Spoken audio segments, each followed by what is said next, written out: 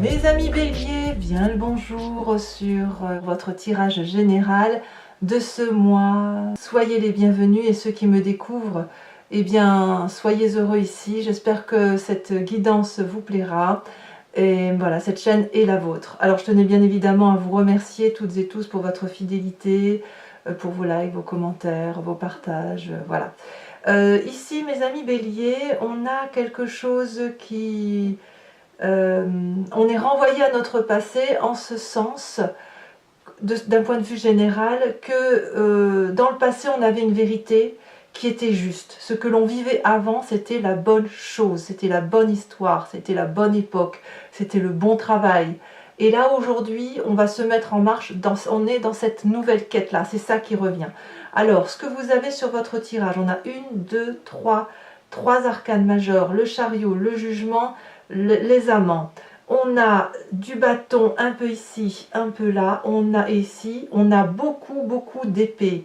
On a la reine d'épée, on a la page d'épée, on a la 2 d'épée. Ça veut dire que vous êtes en train de réfléchir à une nouvelle conquête, à une nouvelle idée. Vous voulez retrouver votre aura du passé. D'ailleurs, vous avez l'énergie entrante de ce chariot.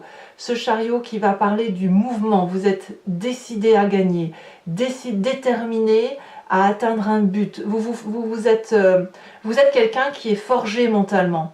Et de ce fait, vous avez l'habitude d'entreprendre, d'aller vers certains chemins, de prendre des projets, éventuellement une entreprise, et même si vous êtes salarié, vous avez ce contrôle de votre personne en opposition avec des forces qui pourraient être adverses, qui pourraient être difficiles. Vous avez envie d'égaliser, d'équilibrer vos deux parts, sombre et claire, féminine et masculine, parce que vous avez besoin d'une énergie globale de satisfaction. Et ça, vous l'aviez dans votre passé. Je viens tout de suite de parler de votre passé parce que autrefois, vous aviez ce jugement de valeur, ce réveil intellectuel, presque philosophique, presque transcendantal, qui faisait que vous aviez déjà pris des décisions dures, difficiles, des jugements d'auto-évaluation, vous avez testé les événements autour de vous, vous avez peut-être testé les autres pour voir leur qualité, vous faisiez le tri dans les relations avec les gens. Il y avait quelque chose qui vous permettait d'être connecté avec vous-même et connecté avec l'environnement, avec une vérité et une acuité qui était transcendantale en ce sens que ça dépassait les murs, enfin vous pouviez voir au-delà des murs, c'est ça que je veux dire. Et ça revient, vous avez envie de retrouver ça, parce que c'est quelque chose que vous avez perdu. Alors, je ne sais pas pourquoi vous l'avez perdu, mais ce qui est sûr, c'est que au fil du temps, vous vous êtes étiolé intérieurement, vous vous êtes effacé. Et le fait que vous êtes effacé, ça a créé dans votre inconscient, dans votre corps, dans vos vibrations les plus profondes, la 5 de Pentacle, comme un blocage matériel, comme si on ne peut plus avancer.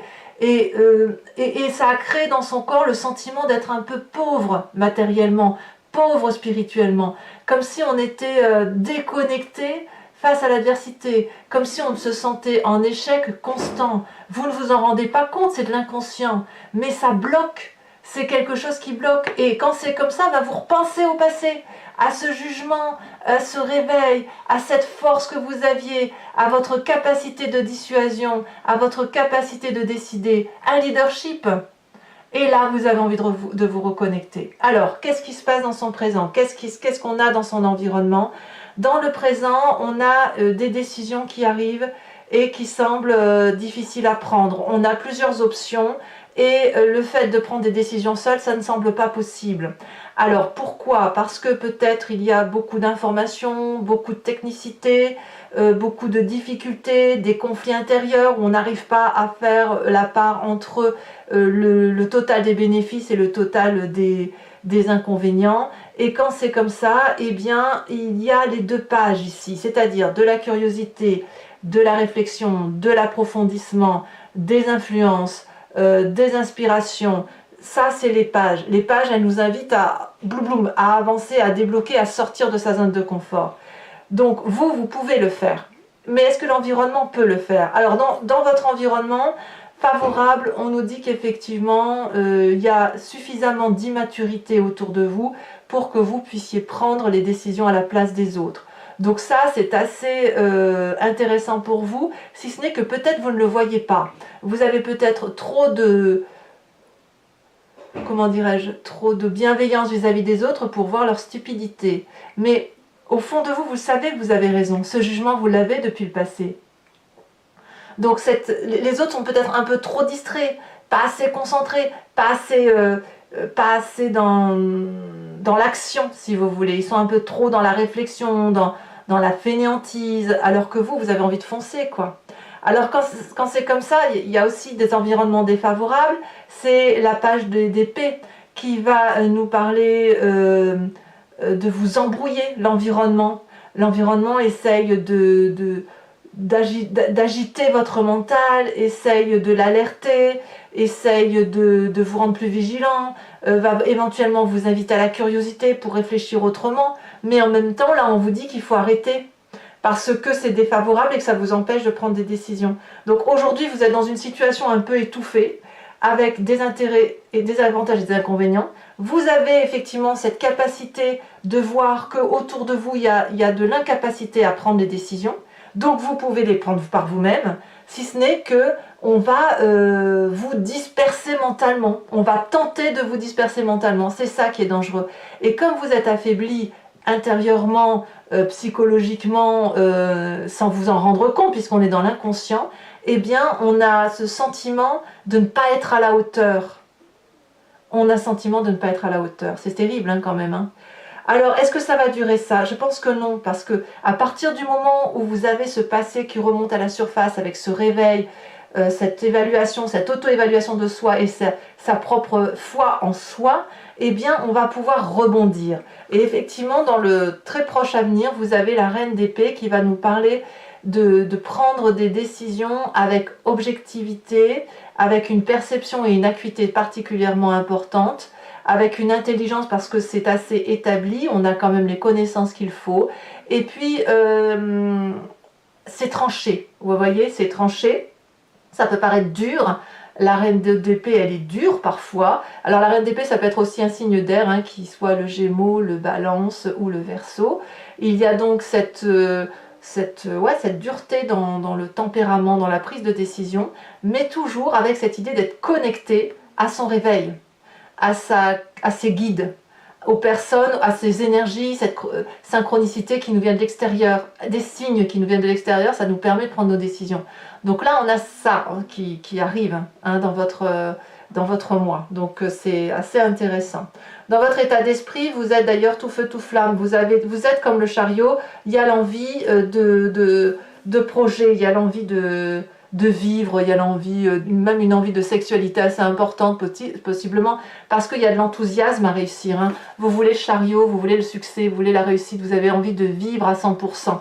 Donc voilà, dans votre état d'esprit, il y a cette dynamique-là. Alors, on va voir tout de suite les conséquences de vos actions et de vos pensées sur vous-même par rapport à tout ce que je dis là. Vous avez la 2 de bâton. C'est-à-dire que ben voilà, le fait de trancher des décisions et peut-être de reprendre de l'autonomie, de l'indépendance de soi, eh bien ça vous permet de vous mettre, de vous préparer à sortir de cette zone. C'est une zone de confort mais pas vraiment, soit de vous faire sortir de la zone de confort qui vous étouffe, soit plutôt de vous sortir de cette prison au barreau doré. Parce qu'on a ici à nouveau une nouvelle vision qui s'ouvre devant soi, on s'ouvre la cage thoracique, on est comme devant une prairie où tout est à construire, et ça pour vous c'est un progrès, parce que c'est un progrès parce qu'il y avait ce côté étriqué un peu à l'intérieur de soi, ce côté où on étouffe. Donc on fait son premier pas, son premier step vers une nouvelle indépendance ou une nouvelle énergie.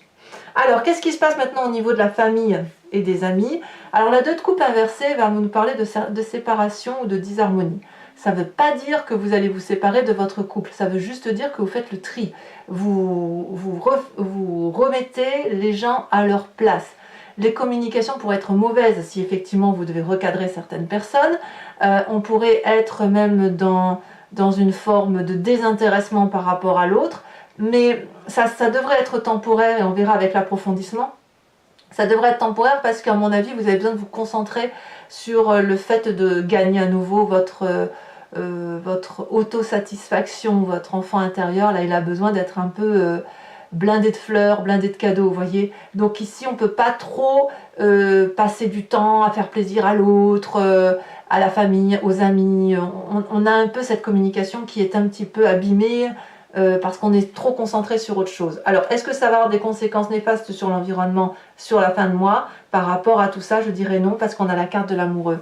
C'est-à-dire que il y a une unité affective, amoureuse, une romance à rétablir qui apparemment va faire du bien à l'environnement. Pourquoi? Eh bien tout simplement parce que le fait que vous vous reconnectez à votre réveil, le fait que vous revenez ou que vous désirez revenir à cette énergie de vous quand vous étiez plus jeune, cette fougue, eh bien ça va attirer vers vous les gens qui ont admiré la personne que vous étiez. Et si vous êtes en couple depuis un long moment, eh bien ça va rétablir un rapport de contact, ça va émoustiller l'autre. Et si vous n'êtes pas en couple, vous allez effectivement au moins, et que vous ne voulez pas l'être, au moins remettre en balance, en équilibre vos émotions, votre corps, votre intellect. Bref, ça va être l'harmonie retrouvée. Donc on a un très très beau tirage à venir, si ce n'est qu'effectivement il faut impérativement voir ce qui a pu bloquer peut-être dans ce passé, mais j'ai l'impression qu'à la limite on s'en fout de ce qui s'est passé dans le passé. Ce qui compte, c'est ce que vous étiez dans le passé. Et là, avec les 2 pages de votre environnement, il y a vraiment un virage à prendre et vous devez être cette locomotive et ne pas être derrière. Allez, on va approfondir maintenant avec le tarot du dragon celtique et l'approfondissement, je vais le faire sur Vimeo. Donc je vais expliquer ce à quoi ça consiste pour ceux qui me découvrent. Donc je recouvre le jeu avec ce tarot et je vais faire une lecture qui va se faire sur Vimeo. Alors Vimeo, c'est une plateforme qui est payante, la vidéo va être sous location, elle est pas chère du tout puisque les prix n'augmentent pas et c'est moins cher qu'un paquet de cigarettes. Et vous pouvez aussi partir sur l'abonnement pour avoir accès à toutes vos vidéos sentimentales et générales de votre playlist. Donc si ça vous intéresse, vous cliquez sur le lien qui est en description, vous êtes renvoyé sur le site en question et après vous vous laissez porter. L'abonnement, ce que vous devez savoir, c'est que ça se renouvelle tous les mois, mais vous êtes libre de l'annuler à chaque instant, de ne prendre rien du tout si ça ne vous parle pas de toute façon, ou de ne rester que sur la location. C'est vous qui voyez. Ce que je voulais vous dire aussi, c'est que sur Vimeo, je peux rajouter des cartes, ça m'arrive très très souvent. Et puis le fait de rajouter des cartes, ça peut apporter des précisions, voire modifier un peu la lecture. Et c'est ça qui est intéressant pour ceux qui sentent que ce tirage leur parle, eh bien n'hésitez pas à aller voir votre approfondissement. Si ça ne vous intéresse pas, vous pouvez aussi aller voir votre lecture d'ascendant et votre signe lunaire de votre thème astral, parce que vous aurez alors des précisions par rapport à cette lecture si jamais vous ne venez pas à ma rencontre sur Vimeo. Allez, c'est parti.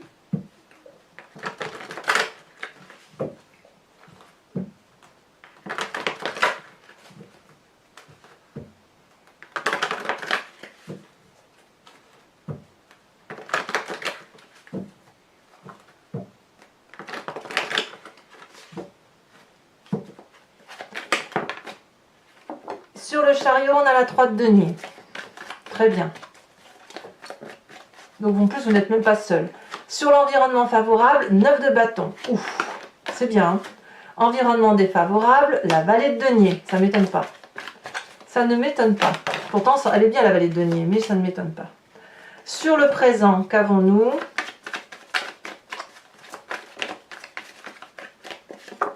On a cette 4 d'épée. Ok. L'inconscient, ce fameux inconscient, ce qui se passe dans notre corps là, ce blocage, qu'est-ce qu'on a?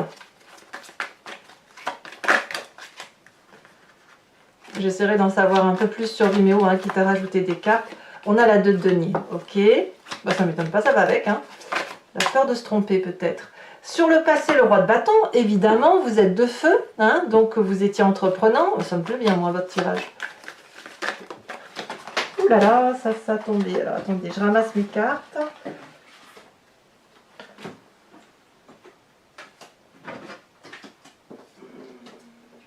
Alors je ne vais pas la mettre parce qu'il y en a plusieurs qui sont tombés, mais regardez, la 2 d'épée, elle s'est détachée aussi. Donc la 2 d'épée, c'est celle que vous avez dans votre présent. Hein. Vous allez trancher une décision sur cette 2 d'épée. Hein. Là, tout ce qui va être compliqué, vous allez le trier. Alors, ici, elle s'est retournée. On a la carte de l'étoile sur le futur proche, très bien. Vous allez reprendre vos décisions, c'est parfait ça. Dans votre état d'esprit, donc là, vous avez clairement conscience, vos projets, vos désirs. Oh là là, il y en a 2 qui sont tombés, allez, je vous les mets. Le pape et la reine de denier, ça fait quand même une deuxième reine, très bien. Sur l'environnement familial, oh là là, environnement familial. Je vous les mets à 2 parce qu'elles veulent tomber à 2. On a la roue de la fortune et la 9 de coupe. Conséquences de vos actions et de vos pensées sur vous-même. Nous avons quoi sur cette 2 de bâton? Elle est tombée, je la prends, il n'y en a qu'une. Non, il y en a 2. Aïe. On a la reine de bâton et la 8 d'épée. Je les mets aussi. Hein. Votre tirage est tellement fort que je vous le rajoute. Et ensuite, conséquences de vos actions et de vos pensées sur l'environnement, 7 de bâton. C'est très très bien. Tout le monde va être énergétisé autour de vous, c'est parfait. Alors, je vous invite également à vous poser une question précise et je vais faire l'interprétation de votre question sur Vimeo avec le grand jeu de Mademoiselle Lenormand. Si vous n'avez pas de questions précises, vous vous laissez porter par le jeu. Ce jeu a pour intérêt, avec 5 cartes, de parler d'un événement du passé, de comment ça résonne en vous sur ce présent et comment ça peut se traduire sur un avenir plus ou moins proche. Allez, c'est parti. Donc je vous montre les cartes en amont et la lecture sera faite bien sûr sur Vimeo.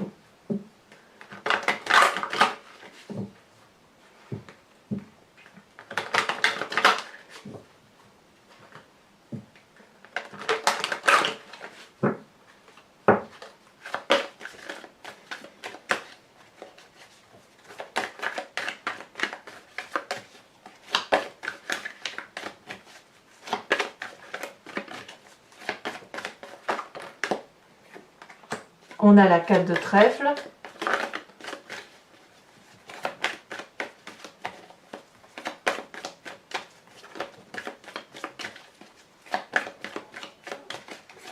Ah, ça y est, elle se détache.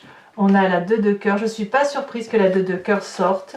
J'y pensais durant le tirage parce que c'est évident, là, il y a quelque chose qui s'ouvre hein, quand même. Alors, sur comme la façon dont vous vous présentez, oh, bah, elle a sauté. Oh, la dame de pique. Eh ben oui, je ne suis pas surprise.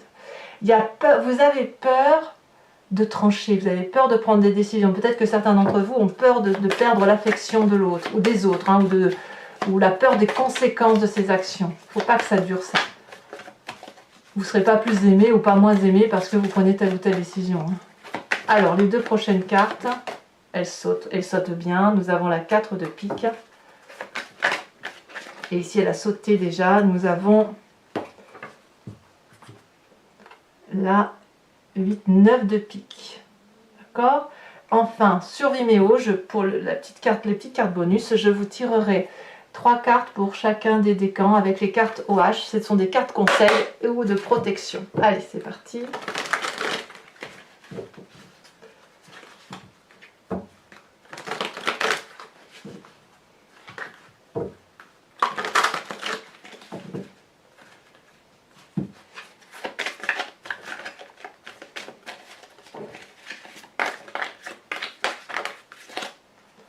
Pour les premiers décans, on me parlera de début. Je sais si vous voyez bien la carte. Oui.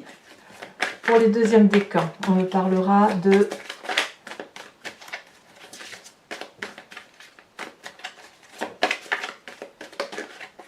On parlera de faillir. Et pour les troisièmes décans,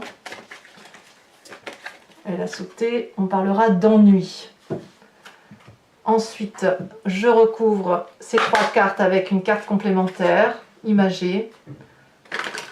Et les 2 cartes vont être le conseil ou vont être l'information qui devra résonner en vous pour chacun des décans.